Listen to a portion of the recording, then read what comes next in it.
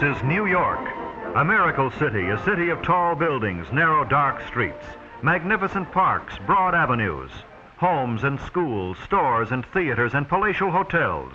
A fascinating city, an incredible city. The commercial, financial, trading, and cultural heart of a great nation, the United States of America. To many of the world's peoples, New York City and the United States are one and the same. Its skyscrapers, traffic-filled thoroughfares, and crowded sidewalks are thought of as typically American, a monument to our nation's restless energy, to our passion for things big and great. For New York is both a big city and a great city, the largest city of the Western Hemisphere, second largest in the world. It is home to almost 8 million people, and to millions of Americans it has become the symbol of our country. What is the story behind New York? Why is New York, once a little Dutch settlement, the great city it is today? There are many answers to those questions, and one of the most important lies in the city's location. On that day in the year 1626, when the agents of the Dutch West Indian Company paid the Manhattan Indians $24 for the island now named for them, they did so mainly for commercial reasons. Even then, the advantages of the small trading post's geographical position were apparent.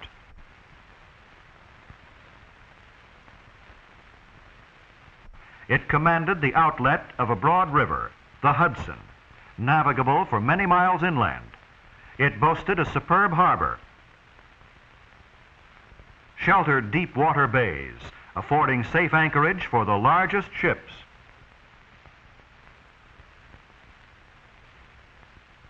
It stood astride an obvious route of trade that would someday connect the New World with the Old, and the most densely populated areas of North America with both Central and South America, and it dominated a backcountry of vast potential wealth.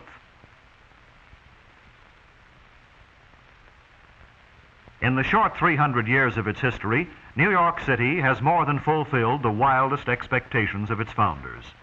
Today, the city comprises 5 districts or boroughs. The island of Manhattan remains the nucleus and center of interest of Greater New York, heart of the city's commercial and financial business. The Bronx, sometimes called the Borough of Industries, lies on the mainland to the north and east.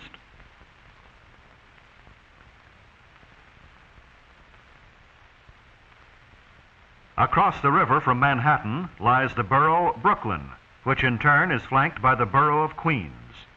Both of these boroughs are on the southern end of Long Island and are for the most part residential.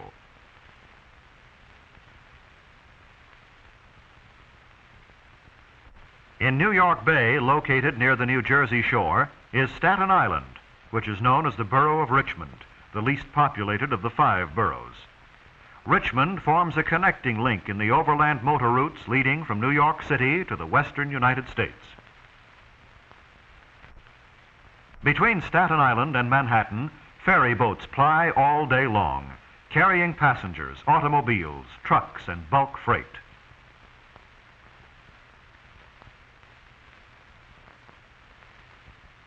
From the deck of one of these boats, one may catch a glimpse of the great Statue of Liberty, a figure that has stirred the emotions of countless immigrants to our shores. Here in New York's harbor dock the ships of the world. This magnificent water gate, open the year round, deep enough for the largest vessels and spacious enough to hold the entire United States Navy without obstructing normal traffic, has been of great importance to our entire national economy. Without this natural advantage, New York itself would never have advanced to its present position, for waterborne commerce has contributed much to the growth of the city. By every measure, the port of New York is the biggest and busiest in the world. It is estimated that any 6 of the other leading ports of the globe could be placed within it and yet leave room to spare.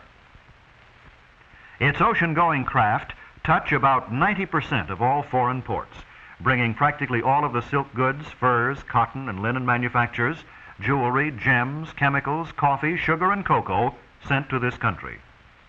Over 5,000 foreign ships dock here each year, about one every half hour of each day, carrying almost half the entire foreign trade of the United States. The majority of the nation's important railroads, as well as its major truck lines, enter the port in some manner. Here they load and unload every conceivable kind of freight.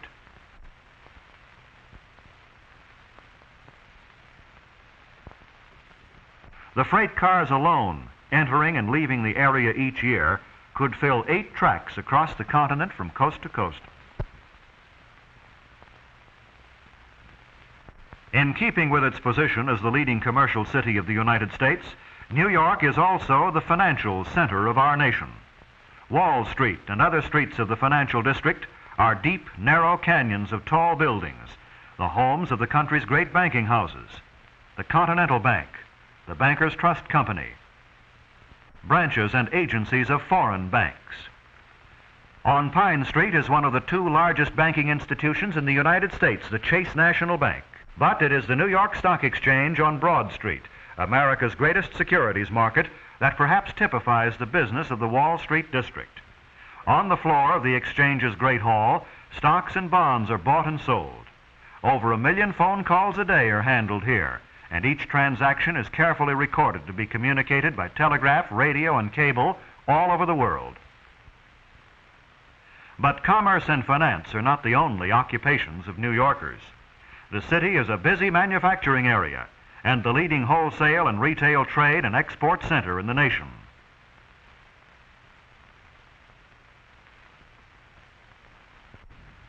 New York's clothing business, the city's leading industry and 4th largest in the United States, crowds the center of Manhattan. Here are produced 3 out of 4 of the ready-made coats and dresses and 4 out of 5 of the fur garments worn by American women.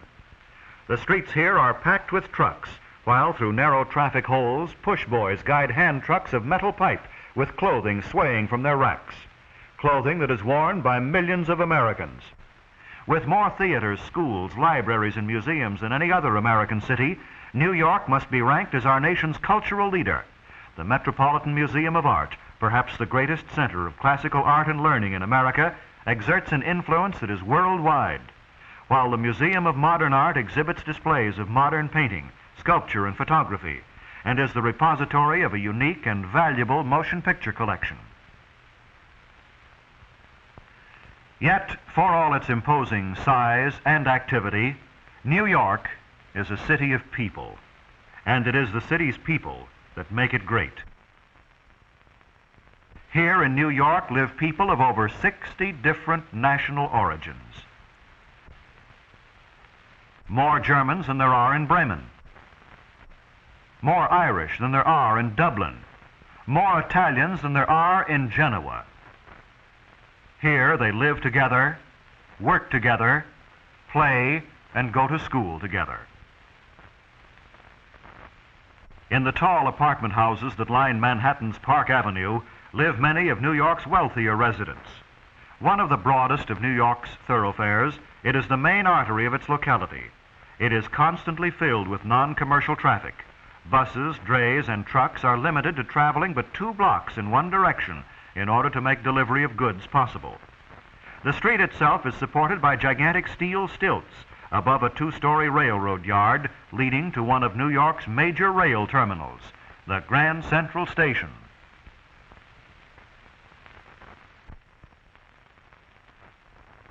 The borough of Queens, occupying part of Long Island, is perhaps typical of New York's residential areas. Across the East River from Manhattan, it is reached by a number of bridges and tunnels, among them the 59th Street or Queensboro Bridge, and the Queens Midtown Vehicular Tunnel. Morning and evening, as the residents of Queens commute to and from their offices, stores, and places of employment in Manhattan, these arteries of travel are crowded with traffic. In addition to private means of transportation, the city of New York has interborough and interurban bus lines plying its streets.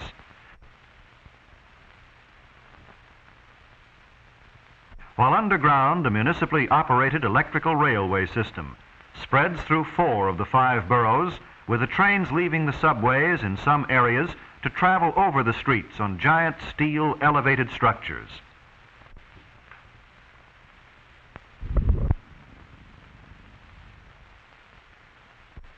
The people of New York may travel mile after mile on this integrated system on either local or express trains for only 5 cents for each trip.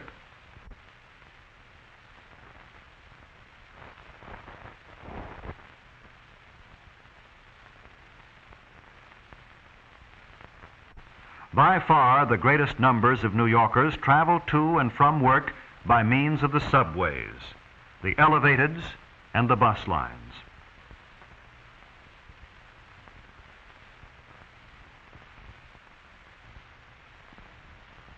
In the borough of Queens, the homes of the New Yorkers may vary in size, shape, and type of construction.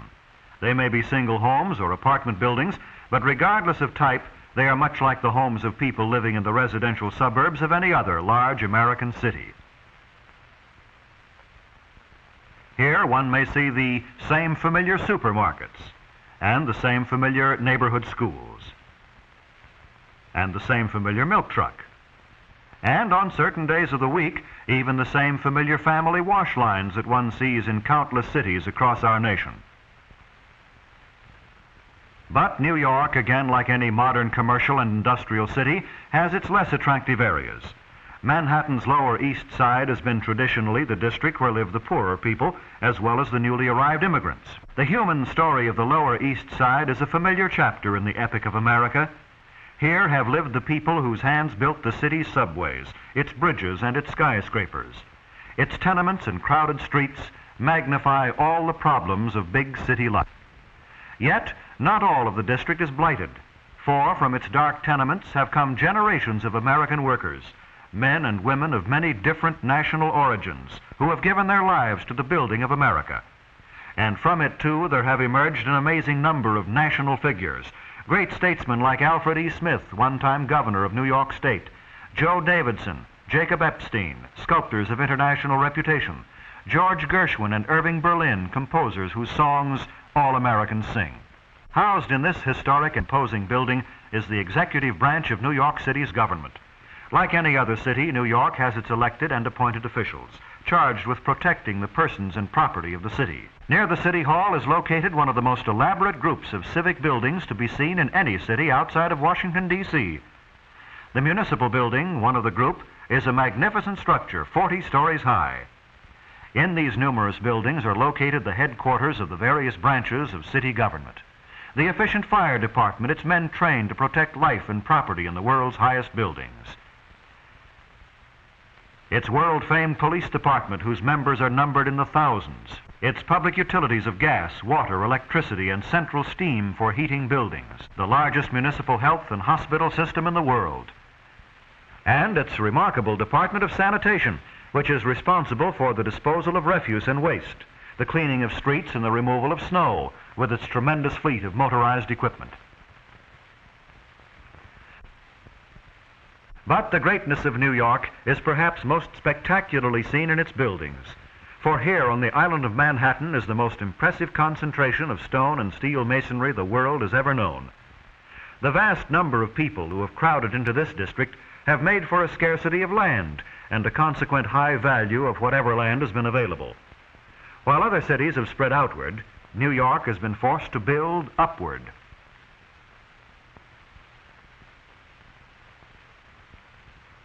From the bay, the skyline of commercial New York, Lower and Midtown, is an extraordinary spectacle, and the effects of hundreds of towering buildings crowded together along the narrow island is one never to be forgotten.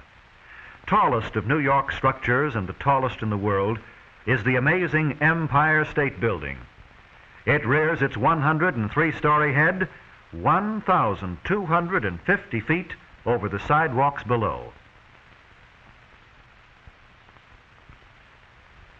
It has 7 miles of elevator shafts and 73 elevators, which travel so fast that a passenger entering one at the street floor may reach the 80th floor exactly 1 minute later.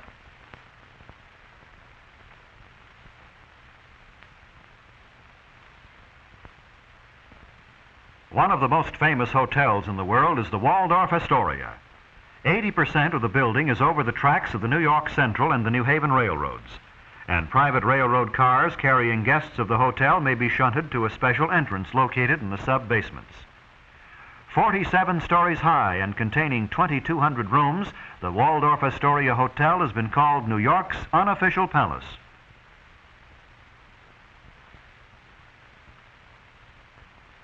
Rockefeller Center, a group of buildings occupying 3 city blocks, is the largest building project ever undertaken at one time by private capital. It is a self-contained city with business offices, centers of international commerce, theaters, and its own post office. The Central RCA building is in area the largest office building in the world, and so large is Rockefeller Center itself that its estimated daily population is over 150,000 people.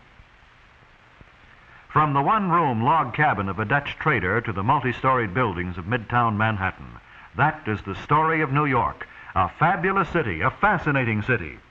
New York is a great city for many reasons. Its strategic geographic location, its tremendous harbor flanked by marine, highway, air, and railroad tributaries, have made the city one of the world's greatest transportation centers, the commercial capital and the international trading capital of the United States. Here, too, is concentrated much of the banking wealth of our country, for the city is the financial center of the wealthiest of the world's nations. It is supreme among our cities in the volume of its retail trade, which is diverse in interests and in the character of commodities, the raw materials for which are drawn from the far reaches of the world, sometimes only to be fabricated and subsequently redistributed in new form in diverse directions. Likewise, New York's wholesale trade calls upon all parts of America and the world for supplies. Eggs from the Middle West, citrus fruit from Florida and California, vegetables from the South and New England, to feed the people of New York and the people of other countries. It is one of the greatest manufacturing and processing areas of the nation. The nation's foremost center of culture, a city of museums, and a city possessing hundreds of acres of public parks for the rest, relaxation, and health of its millions of residents and thousands of annual visitors.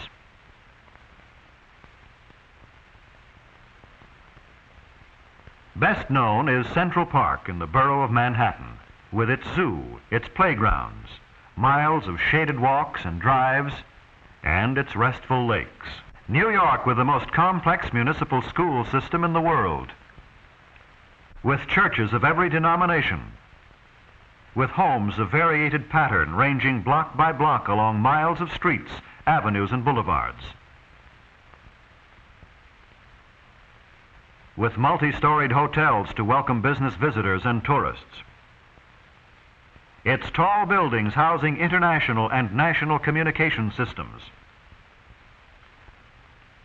its thousands upon thousands of young people who tomorrow, like their parents before them, will continue to create a great story, the story of a great city, the city of New York.